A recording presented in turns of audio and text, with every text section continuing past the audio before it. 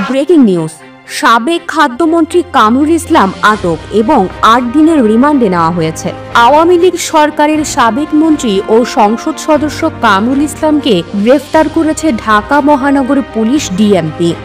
সোমবার রাতে রাজধানীর উত্তরা এলাকা থেকে ডিএমপির গোয়েন্দা বিভাগ ডিবি তাকে গ্রেফতার করে।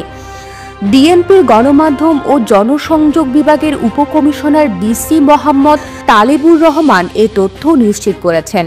তিনি জানান, কামরুল ইসলামের বিরুদ্ধে একাধিক মামলা দায়ের করা হয়েছে, তবে কোনটিতে তাকে গ্রেপ্তার দেখানো হবে তা এখনও নির্ধারণ করা হয়নি।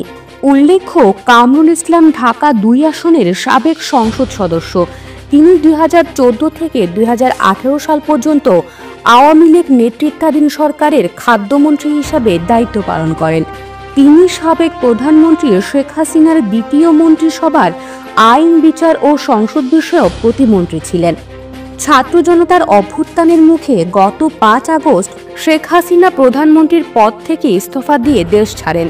এরপর তার মন্ত্রিসভার সদস্য ও আওয়ামী লীগের অনেক নেতা আত্মগোপনে যান। তাদের মধ্যে বেশ কয়েকজন এরই মধ্যে গ্রেফতার হয়েছে, আবার অনেকেই দেশ ছেড়েছে বলে খবর পাওয়া গেছে। এর মধ্যে কামরুল ইসলামকে গ্রেফতারের কথা জানান পুলিশ।